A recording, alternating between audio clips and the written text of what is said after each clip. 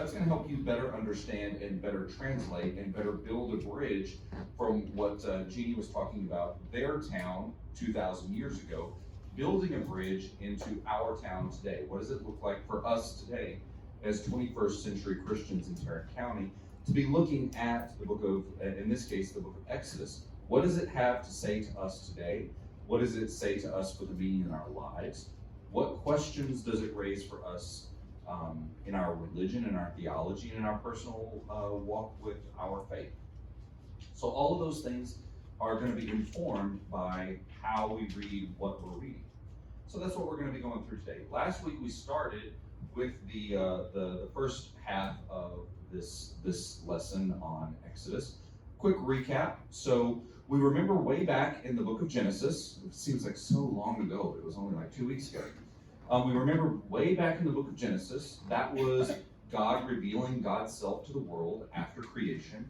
God reaching out to this guy in some random land called Ur, reaching out to him and saying, "Hey, Abram, I'm God, and I have a plan for you." So Abram, who later becomes Abraham, has a relationship with God. And then there's Noah after the flood, and with whom God makes a covenant, the Noahic covenant, with the rainbow. Everybody remembers that one after the flood subsided. But think about this for a moment. In the book of Exodus, several generations have passed since God did anything with God's chosen people. The people of Israel, the people that God had chosen to be God's people, haven't heard from God ostensibly in a couple of generations. They've been, at the end of Genesis, God brings the people of Israel down into Egypt because there's a big famine. Remember Joseph in the Technicolor Dreamcoat? He's the one who is one of the sons of Judah, and he becomes Pharaoh's right-hand man. He is single-handedly responsible for fending off this and preparing for this famine that he had a vision from God that is coming. And so, essentially, all the Hebrew people end up coming to Egypt because that's the place where the famine is. There's food, there's water, there's livelihood there. So that's how Genesis ends. Then we open up with Exodus. And Exodus, a couple of generations have passed. We're not quite sure exactly how many, but enough that pharaohs have changed, politics have changed, social dynamics have changed, and suddenly we find that those people, the God's chosen people who came down to Egypt to be saved from this great famine, are suddenly enslaved by the pharaohs. They are now under duress, and that's what we're opening up with in the book of Exodus. And as I mentioned last week, that brings up some really interesting questions about what does it say about the character of God, that in order to enact God's plan, that God had to send the Hebrew people to be enslaved so that God might then deliver them from that slavery. So those are some important questions that Christians have to ask. We also talked about the different covenant relationships, as we always do. We have to remember that when we're reading the book of Exodus, we have the benefit of hindsight. We are looking back through a lot of different lenses at this book. So it's helpful to remove some of those lenses and look at it as though the ancient Israelites would have. So what covenants would have been in effect during that time? Well, they wouldn't have had the new covenant of Jesus Christ because Jesus hasn't been around yet, obviously. They would not have the Davidic covenant. The Davidic covenant is the one where the temple gets built and God has a home amongst his people. We wouldn't have that one. We would not have yet the Mosaic covenant. Or the Sinai covenant. That's the one where Moses goes up on the mountain and gets the 10 Commandments, and God makes a covenant with Moses and Moses' people, that I will be your God and you will be my people. And the sign of that relationship will be the circumcision of your children. All we would have when we're reading the book of Genesis and the beginning of the book of Exodus is the Noahic covenant and the Abrahamic covenant. Those would be the only two that are in effect during this book. So we have to remember when we're reading Genesis and Exodus, that the covenant relationships are a little bit different. So we can't look through those different lenses that we sometimes look through. We also talked about how there are different kinds of slavery during this time, that there is the slavery that we are very common with, which is chattel slavery, people as property. But the Hebrew people had a different kind of slavery. They had, if you were a Hebrew person and you owed another Hebrew person money, you could make an arrangement for them where you would become their slave. It's more like an indentured servant, and you would work for them for a certain period of time, the maximum of which was 7 years. And then after 7 years, that's called the year of Jubilee. All debts and all slaves are freed at that point in the Hebrew culture. So every 7 years, all of your debts and all of your enslaved Hebrews were to be set free.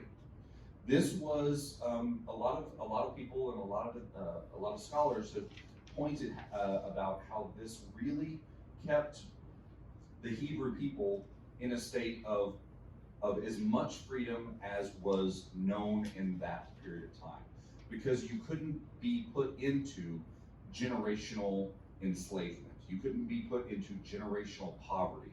You were always released after 7 years from all of your debt and all of your obligations to other people.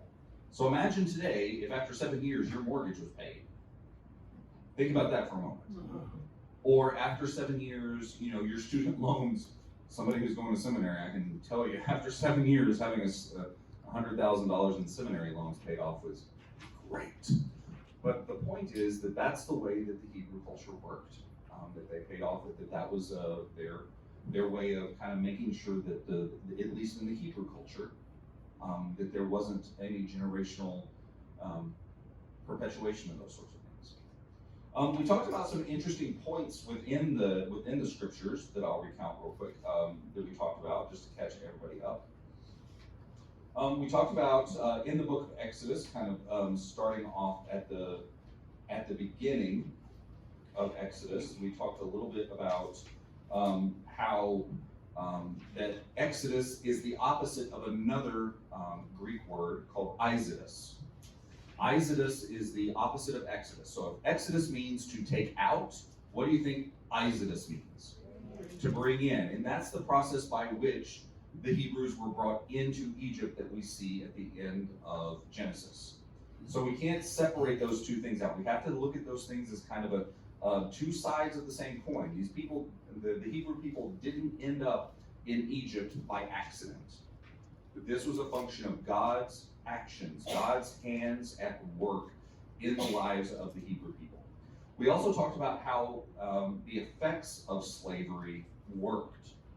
That even in our context, even in the American experiment with slavery, part of slavery is, in order to have slaves, and in order to make slavery work, you have to dehumanize and de-identify the person as human.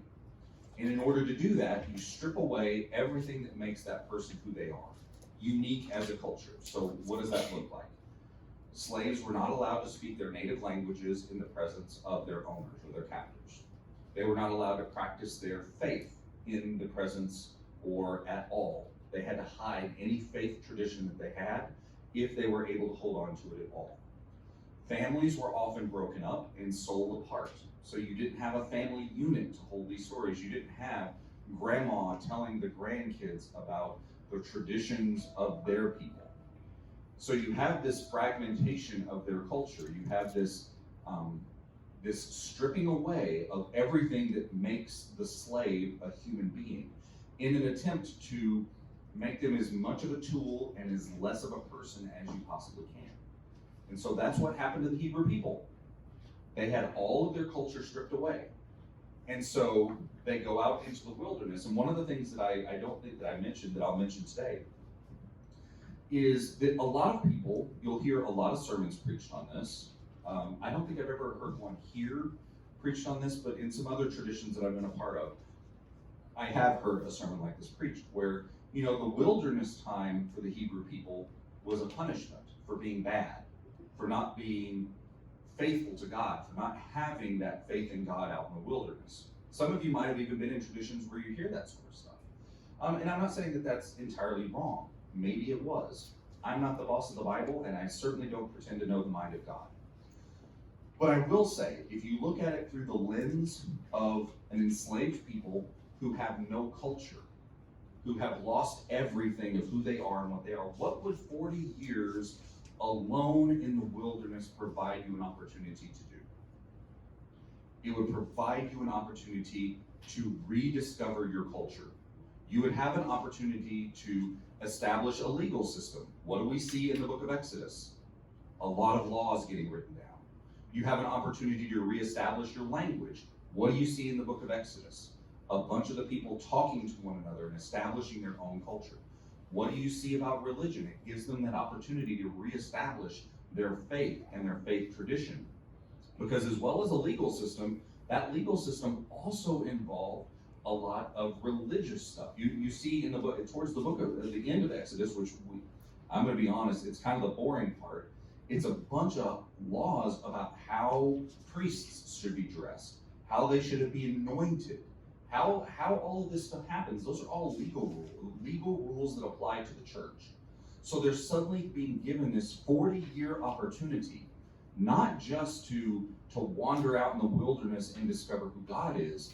They're given a 40-year space to discover who they are as a people, to develop themselves as a culture, to find language, to find art, to find faith, to find themselves. Think about that for a moment, what that means in terms of how you've often thought, or we've often thought, of that wilderness journey. That it's often a negative thing. Don't always look, the other side of that coin is always that wilderness journey was a very positive experience. Because without that wilderness journey, they would have just been a whole bunch of slaves wandering around willy-nilly, not knowing who they are. So we have that going on. We also talked a little bit last week about how in the Hebrew Bible, and by the way, those of you who are new or who haven't been here before, I refer to the Old Testament as the Hebrew Bible. That's how scholars refer to it, because it's referring to something as the Old Testament means that the New Testament is somehow better than the Old Testament, and that's an insult to the Jewish people, and this is not our document. And so this is, by referring to it as the Hebrew Bible, we recognize that this isn't our document. It does not belong to Christians. It is part of our Christian tradition, but it was not written for us or by us, but we use it. So you'll hear me use the word Hebrew Bible as a name of respect, but feel free to use Old Testament. It's not a bad thing. It's just how I have to train my brain to do that at school, because if I use the word Old Testament at school, some professor's going to get really mad at me. So ask me how I know. So we talked about how within the Hebrew Bible, the angel of the Lord often becomes God's self. In the book of Exodus, we read the scripture that talks about the burning bush and how Moses noticed that there is a burning bush over there and that it was the angel of the Lord. Well, then suddenly the burning bush becomes God in the scripture. We start off with the angel of the Lord, and we end with the burning bush being God. And that's a little bit of a like a bait and switch. Like, are we talking to an angel or are we talking to God? And it's not really clear. Nobody really understands it.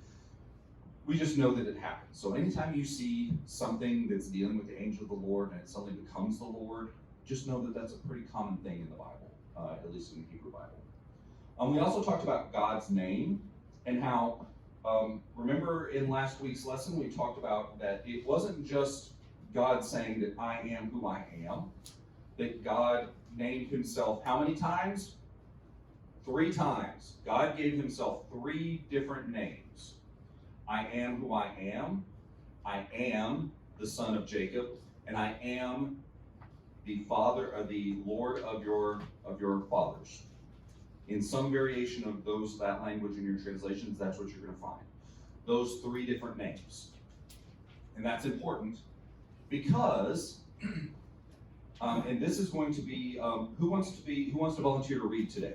We got Jeannie on the microphone back there. She's going to hand you a microphone. I promise it's not going to be difficult. It's going to be Exodus chapter 33, verses 21 through 23. 3 little verses. You get extra points in class if you do this. You get an extra deviled egg. Yay.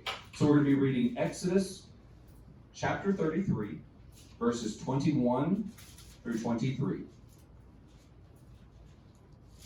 And the Lord said, Behold, there is a place by me where you shall stand on the rock.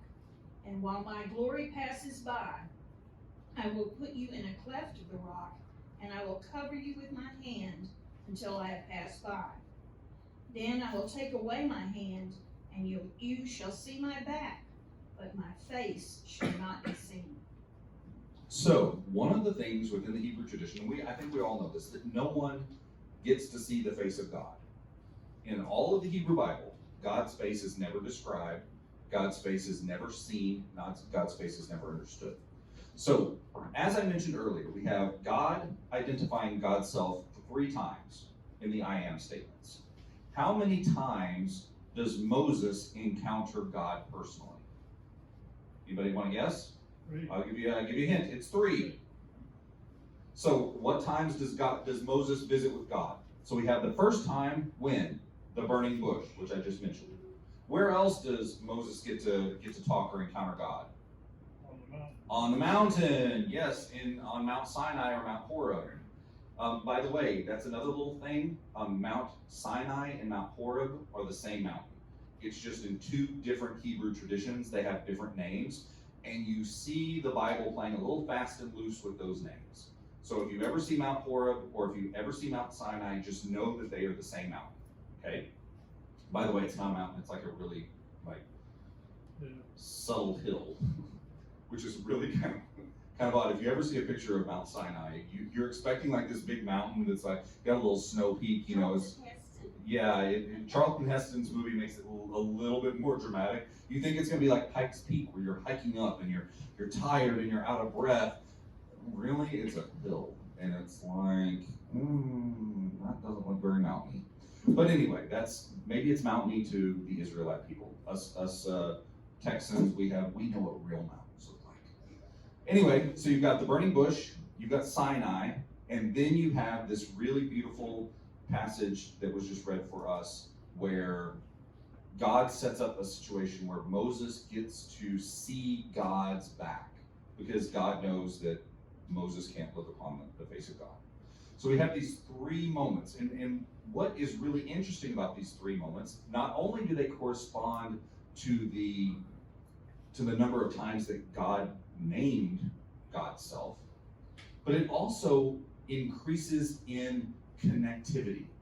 Think about what it means to be talking to a bush, then to be talking to a cloud on a mountain, and then to be so close that you can see God's back. There's this ever-increasing closeness that is very metaphorical. It's very allegorical. It's designed to communicate to us that the more we learn and the more holy we become, the closer to God and the closer to seeing God we become. It's really beautiful. I really love that language surrounding being able to see God's back as Moses walks by. So last week we also talked about the golden calf. I won't reiterate that. I'll just remind us that remember that the golden calf isn't just a golden calf. The golden calf is money. The money of the Hebrew people were being worn on their ears, around their wrists. It was the gold that they carried with them. And so whenever they give up and they make this golden calf, they are literally worshiping money. That is money and power is what that represents. And it has really direct 21st century connection to us today. That is money. And how many people do we know, or how many times have we fallen victim in our own lives to thinking that money is really powerful and really important in our lives, and putting it in an unduly place in our lives? So that's what that story also says. So we talked a little bit about the 10 Commandments. I'm not going to belabor the 10 Commandments because I think that though you can find them pretty much in almost any Bible study room, I'm sure that they're not in this room, but they will be somewhere. They're somewhere in this building, I promise. I think we've all read about them. But this is what the delivery of the Ten Commandments is an interesting thing, because it happens twice. If you're reading through Exodus, you'll notice that Moses gets the Ten Commandments twice. He goes up on the hill twice, and there's some debate among the scholars whether or not that is actually happening twice, or if it's the same story told two different times. So nobody really knows. There's a lot of debate about that in the scholarly world, because like we said, we've talked about over and over again, this is kind of a patchwork quilt. That it was 4 or 5 different traditions that are being sewn together like a patchwork quilt that's making all of the first 5 books of the Bible. And so if you have one tradition that says that the Moses going up on the mountain looked like this, and then they had another tradition that said it just slightly differently, those two stories often get woven together. And the Hebrew people didn't have a problem with that. They recognized it was all part of their tradition. We today look at that being like, which one's true, which one's factual, which one's the authoritative account? That's not how the ancient Hebrews would have looked at it. They would have just been like, this is the story of our people, and we're going to love and accept all aspects of this story. So, who else would like to read today? This one's a little bit longer. It's 11, 12, it's 12 verses. You still up for it, Glenda? Yes, sir. Who's, I don't know. You get to choose, Jeannie. What are the verses? So it's going to be Exodus 21, Exodus chapter 21, starting at the beginning, verse 1 through 11, and then skip down to verse 20. Verse 1 through 11, and then skip to 20. These are the case laws that you should set before them. When you buy a male Hebrew slave, he will serve you for 6 years, but in the 7th year he will go free without any payment. If he came in single, he will leave single. If he came in married, then his wife will leave with him. If his master gave him a wife, and she bore him sons or daughters, the wife and her children will belong to her master. He will leave single. However, if the slave clearly states, I love my master, my wife, and my children, and I do not want to go free, then his master will bring him before God. He will bring him to the door of the doorpost. There his master will pierce his ear with a pointed tool, and he will serve him as his slave for life. When a man sells his daughter as a slave, she shouldn't be set free in the same way as male slaves are set free. If she doesn't please her master, who chose her for himself, then her master must let her be brought back to her family. He has no right to sell her to a foreign people, since he has treated her unfairly. If he assigns her to his son, he must give her the rights of a daughter. If he takes another woman for himself, he may not reduce her food, clothing, or marital rights. If he doesn't do these 3 things for her, she will go free without any payment or for no money. Verse 20 as well. Verse 20. When a slave owner hits a male or female slave with a rod, and the slave dies immediately, the owner should be punished. So we have here a lot of laws about slavery. And what I want to introduce to you is the idea of apophatic theology and cataphatic theology.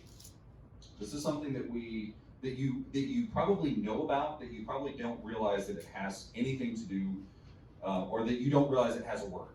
So apophatic is proving something by showing what it's not. Cataphatic is defining something by showing what it is. So if I say that God is good, that is cataphatic. I'm defining God by what God is. If I say God is infinite, that is apophatic. I am saying what God is not. God is not finite. Does that make sense to everyone? God is not finite, infinite being not finite.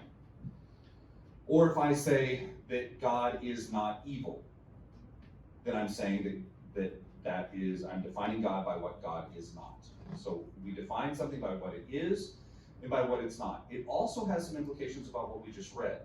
So we heard this story about the law about how slaves are going to be treated, correct? And it said that they shall not be mistreated, that women will not be sold to foreign people because of reasons. That if you come in single, you will leave single. If you come in married, you'll go out married. If you get married and have kids while you're a slave, then the wife and kids remain property of the master. So one of the things I want to point out is that whole thing about how slaves are to be treated, we can read into that apophatically by saying that if we had to make a law about those things, what does that mean was going on? Those things were going on. We don't make laws about things that are not going on. So that means that people were selling their daughters into slavery and those into Hebrew slavery. Now remember, this is all about Hebrew slavery. That special difference that I was telling about, because at the very beginning of this, it said that a slave will serve their master for how many years? 6 years. 6 years is what it says, because in the 7th year, you're freed. All right, that's why it says 6 years. So in the 7th year, you get freed. So we're talking about Hebrew slavery here. So what if they become indentured? I'm gonna use that word. Within that 7-year period, they don't fulfill the full 7 years. But if the arrangement is before that, then you're freed when the arrangement is up. So when I say, Glenda, I owe you $500, I'll serve you for 3 years. Then at the end of that 3-year arrangement, I'm free, even though it hasn't reached the year of Jubilee. Does that make sense? Is that what you were asking? Sort of, except, okay, they make the arrangement. They don't just say, in 7 years you'll be free. There is a specific year within the Hebrew There can be. calendar that is The year of Jubilee, yes. And so let's say that it's the calendar year of Jubilee is coming up, and I make an arrangement with Glenda that I'm going to pay off that $500 until the year of Jubilee. So it doesn't matter if it's 1 year from now or 6 years from now. The year of Jubilee is everybody gets it. So if it doesn't necessarily have to be 7 years, it's 7 years on a calendar. But I can make an arrangement with Glenda that is very much like a legal contract is today, where I can say, I will serve you for 3 years and then I will be free after that 7 years. Does that kind of make sense, everybody? I know it's a little complicated, it gets into the weeds of Hebrew law and all that stuff, but that's kind of how it would work out. But we have to remember that if a law is being made, that means that someone was doing something that needed to be remedied by a law. So that meant that when a man sold his daughter into slavery, that it was the Hebrew version of slavery. So I would say, you know what, I've got a daughter. I'm going to sell her to you because she's misbehaving over here. I just cannot keep her under control. She is just sassy as sassy gets. I'm going to sell her into slavery, and she's going to work for you in the fields for X period of time. The law says now, in that law, that you cannot go sell her again. That means that people were doing that. They were selling daughters into chattel slavery. And so this law prevents people from being sold outside into chattel slavery, outside of the Hebrew legal system. So Hebrew people can't be sold into the regular slave pool. And that's kind of an ugly, gross way of having to talk about things, but that was the law back then.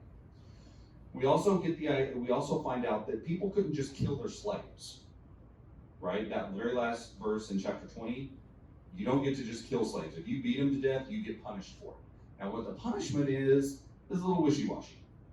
You might be killed yourself for having committed murder, or you might just get a little fine. Depends on what's going on. Depends on the circumstances. But the other thing that I want to point out, which I think is also really interesting, is that middle part about the whole, if you come in single, you leave single.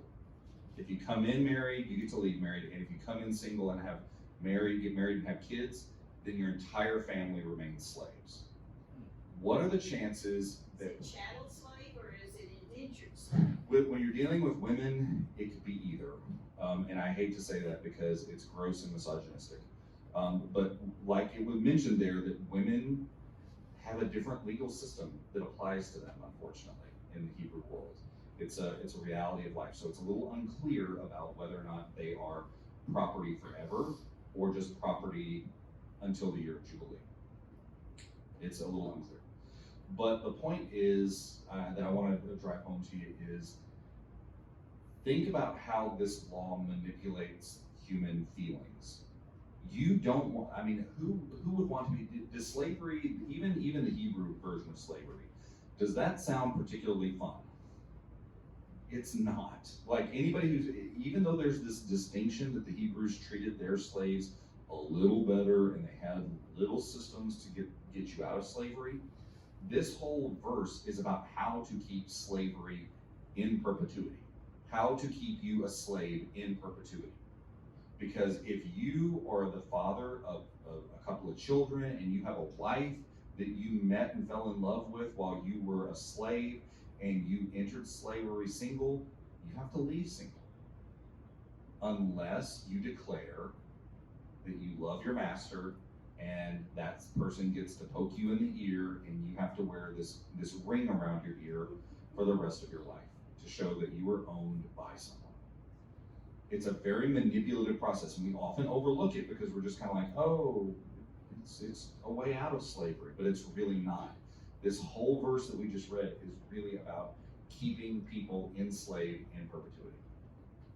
So it's not beautiful, but it is what this is telling us. So all of this is present, but the one thing that I want to draw back on as we kind of wrap up today is this idea of God lifting all of these people out of Egypt. Now, Exodus has a lot of gross stuff in it as we've kind of gone over this. It's full of, like, I kind of skipped over all of the stuff that everybody knows. That if you've been to church during Christmas, or if you've been to church at all, you've heard about the Ten Commandments, you've seen Charlton Heston. We all know those things. And that's why I'm kind of skipping over those, because those are really the big things. The last thing that I'll mention is that the idea of, some of you might have heard of it, some of you might not have, but there's this idea, it's called liberation theology. It rose up in South America, in the Catholic tradition largely. It took on an American flavor during the civil rights era, but it has some very uncomfortable connections to Marxism, I'm not gonna lie. So it gets maligned in very gross ways politically. And I don't necessarily disagree with some of those critiques. But what I will say, the important part of this type of theology is that the premise of it, and it's something that I agree with, and I think that most of us in this room will agree with, is that God is on the side of the marginalized. God is on the side of the people who can't defend themselves. And as an example of this, the people who are proponents of this brand of theology, they point to God looking at the Hebrew people. They have nothing. They are slaves. They are the weak people in this story. God could have easily just have chosen to go to the Pharaoh, right? And say, I'm going to be your people. I'm going to be your God. You're going to be my people. I am going to make you an even greater nation. I am going to do wonderful things with your power and abilities and everything that you do. And you are going to get rid of all your other gods, and we are going to do great things together. And the question we ask about the character of God is why God didn't do that. Why did God choose the slaves? Why did God choose the people who had no agency of their own? Why did God choose that group of people? And the only conclusion that I think can really be drawn is because God is on the side of the marginalized. God will always choose the side of the marginalized. And we see that in the New Testament whenever Jesus says, you know, how you've treated the least of these, you have treated me. God always has preferential love for the marginalized. Now, does that mean that God loves, you know, homeless people more than he loves those of us in this room who don't have homes? I don't think that that's a fair assessment. What I do think, though, is that this idea that God chose the underdog, as it were, and lifted them up out of their enslavement speaks to what God's bigger plan is, and that there's a plan of freedom and liberation in God's plan. And for those people who would like to assign politics to that and all that, I think that they're doing a disservice to this idea that is at the heart of liberation theology. So, for the first time in Wesley Bible history, I have wrapped up what I have to say a minute early. It was fabulous. Holy schmoly. So,